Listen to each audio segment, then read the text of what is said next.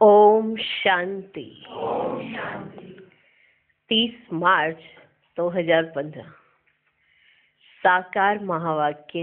बाबा कहते, मीठे बच्चे, इस पुरानी दुनिया में अल्पकाल क्षणभंगुर सुख है। यह साथ नहीं चल सकता। साथ में अविनाशी ज्ञान रतन चलते हैं। इसलिए अविनाशी कमाई जमा करो। आज का प्रश्न, बाप की पढ़ाई में तुम्हें कौन सी विद्या नहीं सिखाई जाती है? उत्तर, भूत विद्या। किसी के संकल्पों को रीड करना, यह भूत विद्या है। तुम्हें यह विद्या नहीं सिखाई जाती। बाप कोई थॉट रीडर नहीं है। वह जानी जाननहार अर्थात नॉलेजफुल है। बाप आते हैं तुम्हें रूहानी पढ़ाई पढ़ाने, जिस पढ़ाई से तुम्हें 21 जन्मों के लिए विश्व की राजाई मिलती है। ओम शांति। भारत में भारतवासी गाते हैं, आत्माएं और परमात्मा अलग रहे बहुकाल। अब बच्चे जानते हैं, हम आत्माओं का बाप परम पिता परमात्मा हमको राजयोग सिखला रहे हैं, अपना परिचय दे रहे हैं और सृष्टि के आदि मध्य अंत का भी परिचय दे रहे हैं। कोई तो पक्के निश्चय बुद्धि है, कोई कम समझते हैं। नंबरवार तो है ना। बच्चे जानते हैं, हम जीवात्माएं परम पिता परमात्मा के सम्मुख बैठे हैं। गाया जाता है, आत्माएं परमात्मा अलग रहे बहुकाल। आत्माएं परमात्मा अलग रहे बहुकाल। अब मूल वतन में जब आत्माएं हैं तो अलग होने की तो बात ही नहीं उठती। यहाँ आने से जब जीव आत्मा बनते हैं तो परमात्मा बाप से सभी आत्माएं अलग होती है। परम पिता परमात्मा से अलग होकर यहाँ पाठ बजाने आते हैं। आगे तो बिगर अर्थ ऐसे ही गाते थे, अभी तो बाप बैठ समझाते हैं। बच्चे जानते हैं, परम पिता परमात्मा से हम अलग हो यहाँ पाठ बजाने आते हैं। तुम ही पहले पहले बिछड़े हो तो शिव बाबा भी पहले पहले तुमसे ही मिलते हैं। तुम्हारे खातिर बाप को आना पड़ता है। कल्प पहले भी इन बच्चों को ही पढ़ाया था, जो फिर स्वर्ग के मालिक बने। उस समय और कोई खंड नहीं था। बच्चे जानते हैं, हम आदि सनातन देवी देवता धर्म के थे, जिसको डीटी रिलीजन, डीटी डिनाइस्टी भी कहते हैं। हर एक को अपना रिलीजन होता है। रिलीजन इज माइट कहा जाता है। धर्म में ताकत रहती है। तुम बच्चे जानते हो, ये लक्ष्मी नारायण कितनी ताकत वाले थे। भारतवासी अपने धर्म को ही नहीं जानते। किसको भी बुद्धि में नहीं आता, बरोबर भारत में इनका ही धर्म था। धर्म को ना जानने के कारण इरिलीजियस बन गए हैं। रिलीजन में आने से तुम्हारे में कितनी ताकत रहती है। तुम आयरन एज्ड पहाड़ को उठाए गोल्डन एज्ड बना देते हो। भारत को सोने का पहाड़ बना देते हो। वहां तो खानियों में ढेर सोना भरा रहता है। सोने के पहाड़ होंगे जो फिर वे खुलेंगे। सोने को गलाकर उनकी ईंटें बनाई जाती है। मकान तो बड़ी ईंटों का ही बनाएंगे ना। माया मच्छंदर का खेल भी दिखाते हैं ना। वे सब है कहानियां। बाप कहते हैं, इन सब का सार मैं तुमको सुनाता हूं। दिखाते हैं, ध्यान में देखा, हम झोली भरकर ले जाते हैं। ध्यान से नीचे उतरा तो कुछ नहीं रहा। जैसे तुम्हारा भी होता है।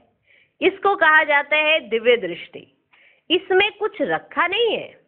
नोंदा भक्ति बहुत करते हैं। वे भक्त माला ही अलग है, ये ज्ञान माला अलग है। रुद्र माला और विष्णु की माला है ना, वह फिर है भक्ति की माला। अभी तुम पढ़ रहे हो राजाई के लिए। तुम्हारा बुद्धि योग है टीचर के साथ और राजाई के साथ। जैसे कॉलेज में पढ़ते हैं तो बुद्धि योग टीचर के साथ रहता है। बैरिस्टर खुद पढ़ाकर आप समान बनाते हैं। ये बाबा खुद तो बनते नहीं, ये वंडर है यहाँ। ये बाबा खुद तो बनते नहीं, ये वंडर है यहाँ। तुम्हारी यह है रूहानी पढ़ाई। तुम्हारा बुद्धि योग शिव बाबा के साथ है। उनको ही नॉलेजफुल ज्ञान का सागर कहा जाता है। जानी जाननहार का ये मतलब नहीं है कि वे सबके दिलों को बैठ जानेगा कि इनके अंदर क्या चल रहा है। वे जो थॉट रीडर होते हैं वो सब सुनाते हैं। उसको भूत विद्या कहा जाता है। उसको भूत विद्या कहा जाता है। यहाँ तो बाप पढ़ाते हैं मनुष्य से देवता बनाने। गायन भी है मनुष्य से देवता किए करत न लागी वार। अभी तुम बच्चे समझते हो हम अभी ब्राह्मण बने हैं, फिर दूसरे जन्म में देवता बनेंगे। आदि सनातन देवी देवता ही गाए जाते हैं। शास्त्रों में तो ढेर कहानियां लिख दी हैं। ये तो बाप डायरेक्ट बैठ पढ़ाते हैं। भगवान उवाच, भगवान ही ज्ञान का सागर, सुख का सागर, शांति का सागर है। तुम बच्चों को वर्षा देते हैं। ये पढ़ाई है तुम्हारी 21 जन्मों के लिए। तो कितना अच्छी रीति पढ़ना चाहिए। ये रूहानी पढ़ाई बाप एक ही बार आकर पढ़ाते, नई दुनिया की स्थापना करने लिए। नई दुनिया में इन देवी देवताओं का राज्य था। बाप कहते हैं मैं ब्रह्मा द्वारा आदि सनातन देवी देवता धर्म की स्थापना कर रहा हूँ। जब ये धर्म था तो और कोई धर्म नहीं थे, अभी और सब धर्म है। इसलिए त्रिमूर्ति पर भी तुम समझाते हो ब्रह्मा द्वारा स्थापना एक धर्म की। अभी वे धर्म है ही नहीं। गाते भी हैं मैं निर्गुण हारे में कोई गुण नहीं, आप ही तरस पिरोई। हमारे में कोई गुण नहीं कहते तो बुद्धि गॉड फादर की तरफ ही जाती है। उनको ही मर्सीफुल कहा जाता है। बाप आते ही है बच्चों के सब दुखों को खल्लास कर 100% सुख देने। कितना रहम करते हैं। तुम समझते हो बाबा के पास हम आए हैं तो बाप से पूरा वर्षा लेना है। पूरा का पूरा वर्षा बाप से लेना है, पूरा सुख लेना है। वह है ही सुखधाम और यह है दुखधाम। इस चक्र को भी अच्छी रीति समझना है। शांति धाम सुख धाम को याद करो तो अंतमति सोगति हो जाएगी। शांति धाम को याद करेंगे तो जरूर शरीर छोड़ना पड़े, तब आत्माएं शांति धाम में जाएंगी। एक बाप के सिवाय और कोई की याद ना आए। एकदम लाइन क्लियर चाहिए।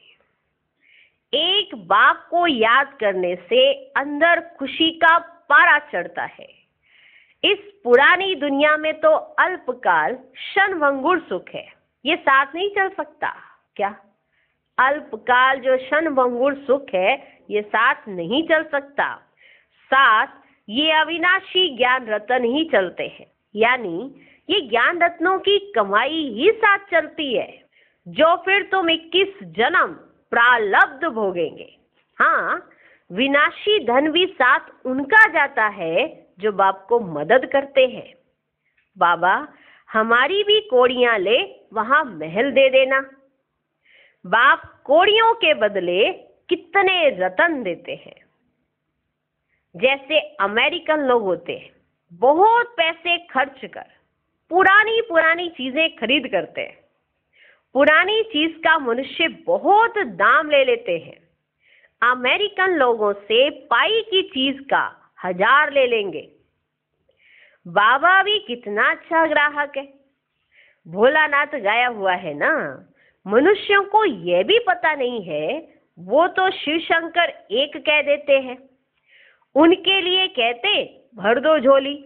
अभी तुम बच्चे समझते हो हमको ज्ञान रतन मिलते हैं जिससे हमारी झोली भरती है। ये है बेहद का बाप वह फिर शंकर के लिए कह देते और फिर दिखाते हैं धतूरा खाते थे, भांग पीते थे, क्या क्या बातें बैठ बनाई हैं। तुम बच्चे अभी सदगति के लिए पढ़ाई पढ़ रहे हो। ये पढ़ाई है ही बिल्कुल शांत में रहने की, बिल्कुल शांत में रहने की। ये बत्तियां आदि जो जलाते हैं, शो करते हैं, वह भी इसलिए कि मनुष्य आकर पूछे, आप शिव जयंती इतनी क्यों मनाते हो? जो शिव जयंती पर इतना शो किया जाता है, बाबा कहते कि जो बत्तियां जलाते हो, शो करते हैं, वह भी किस लिए? वह भी इसलिए कि मनुष्य आकर पूछें, आप शिव जयंती इतनी क्यों मनाते हो? शिव ही भारत को धनवान बनाते हैं ना। इन लक्ष्मी नारायण को स्वर्ग का मालिक किसने बनाया? ये तुम जानते हो। ये लक्ष्मी नारायण आगे जन्म में कौन थे? लक्ष्मी नारायण बनने से पहले ये आगे जन्म में कौन थे?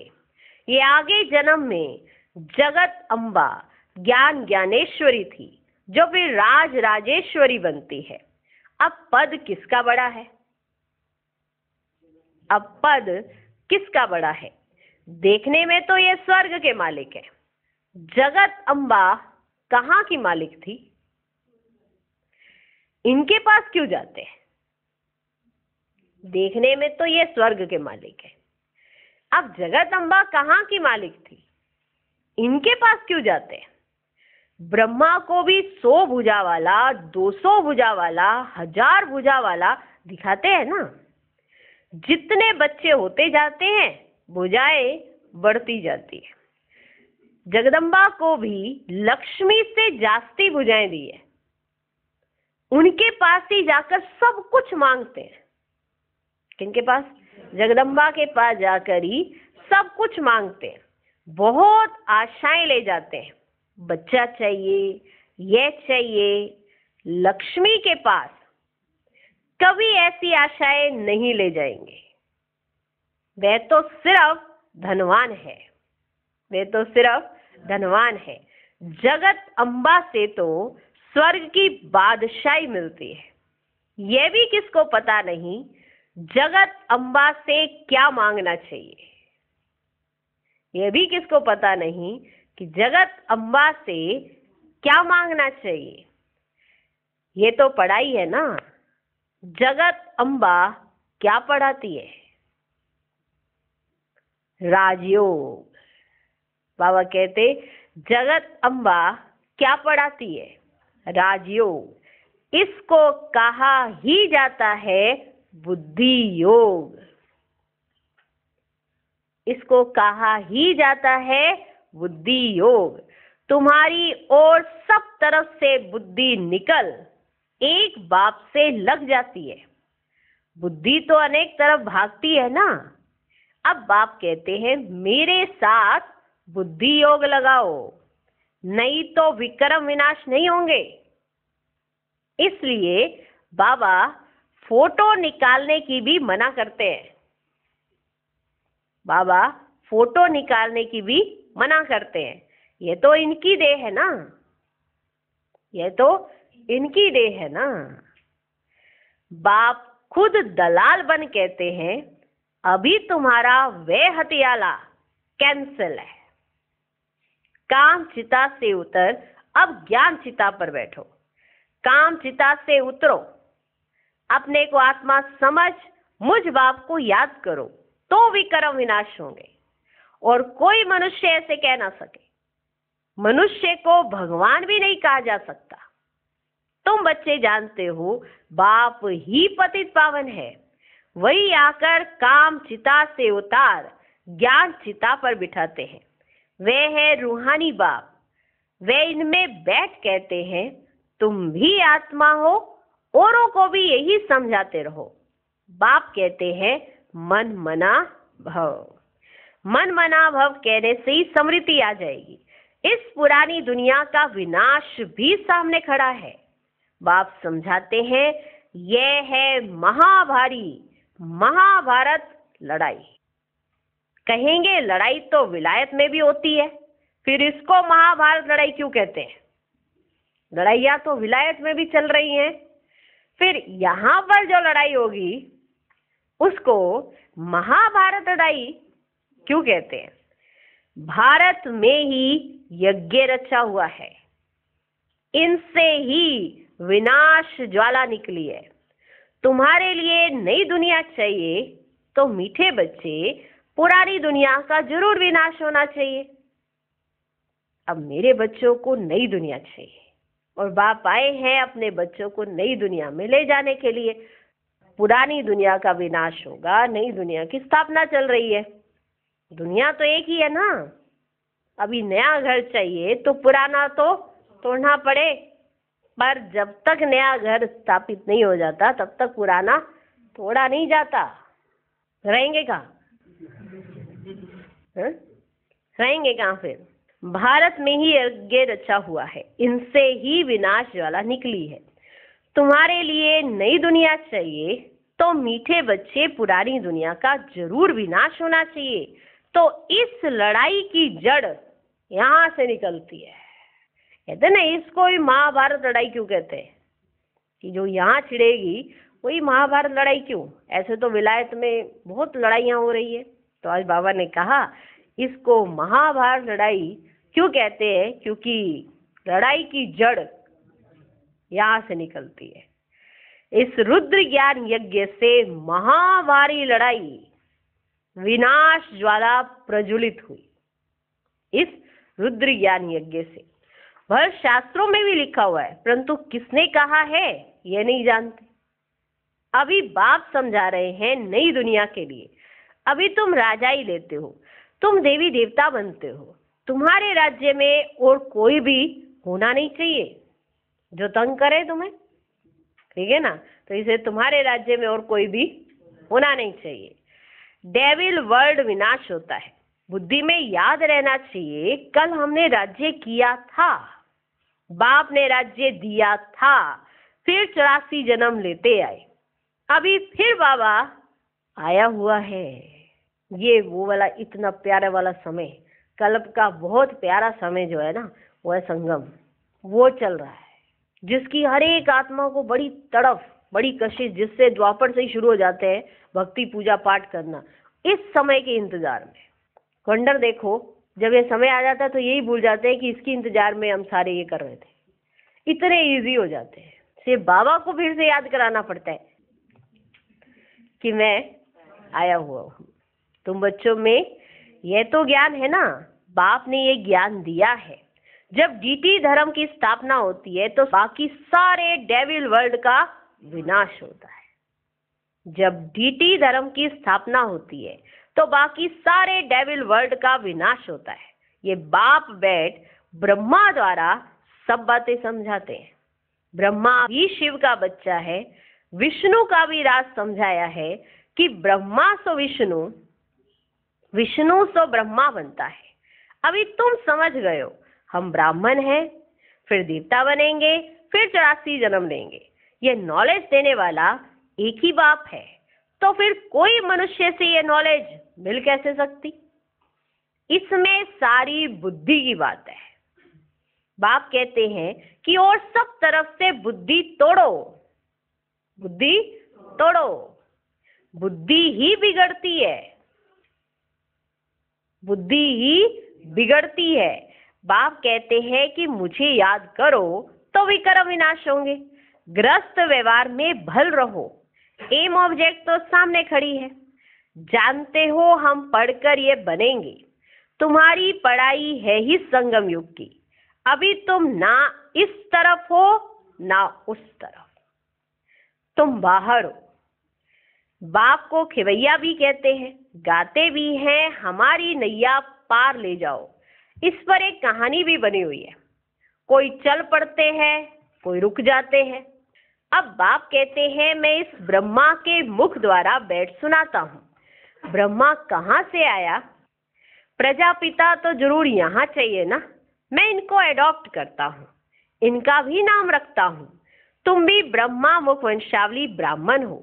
जो कलयुग अंत में है वही सतयुग आदि में जाएंगे, फिर वही सत्युग आदि में जाएंगे।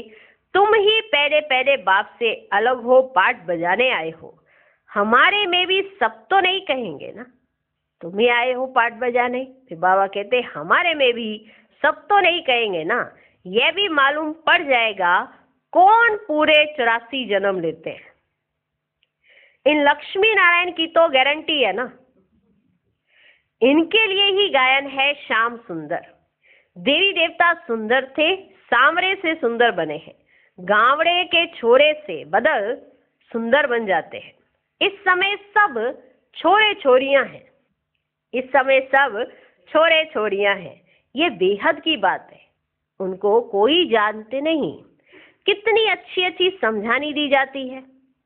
हर एक के लिए सर्जन एक ही है, यह है अविनाशी सर्जन।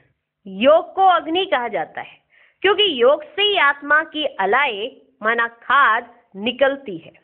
योग अग्नि से तमो प्रधान आत्मा सतो प्रधान बनती है। अगर आग ठंडी होगी तो अलाए निकलेगी नहीं। याद को योग अग्नि कहा जाता है, जिससे विक्रम विनाश होते हैं।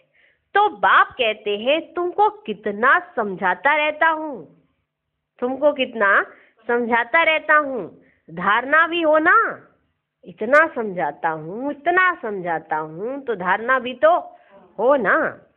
अच्छा, मन मना भाव, इसमें तो थकना नहीं चाहिए ना। बाप को याद करना भी भूल जाते हैं। ये पतियों का पति तुम्हारा ज्ञान से कितना श्रृंगार करते हैं। निराकार बाप कहते हैं और सबसे बुद्धि योग तोड़ मुझ अपने बाप को याद करो। बाप सभी का एक ही है। तुम्हारी अब चढ़ती कला होती है, कहते हैं ना तेरे भाने सर्व का भला। बाप आए हैं सर्व का भला करने। रावण तो सबको दुर्गति में ले जाते हैं, राम सबको सदगति में ले जाते हैं। अच्छा, मीठे मीठे सिकिलदे बच्चों प्रति माता पिता बाप दादा का याद प्यार और गुड मॉर्निंग। रूहानी बाप की रूहानी बच्चों को नमस्ते। हम रूहानी बच्चों के भी रूहानी बाप को नमस्ते नमस्ते नमस्ते। Good morning good morning good morning. धारणा के लिए मुख्य सार। पहला पॉइंट, बाप की याद से अपार सुखों का अनुभव करने के लिए बुद्धि की लाइन क्लियर चाहिए। याद जब अग्नि का रूप ले तब आत्मा सतो प्रधान बने। दूसरा पॉइंट, बाप कोड़ियों के बदले रतन देते हैं। ऐसे भोलानाथ बाप से अपनी झोली भरनी है। शांत में रहने की पढ़ाई पढ़ सदगति को प्राप्त करना है। आज का वरदान, अव्यक्त स्वरूप की साधना द्वारा पावरफुल वायुमंडल बनाने वाले अव्यक्त फरिश्ता भव। वायुमंडल को पावरफुल बनाने का साधन है अपने अव्यक्त स्वरूप की साधना।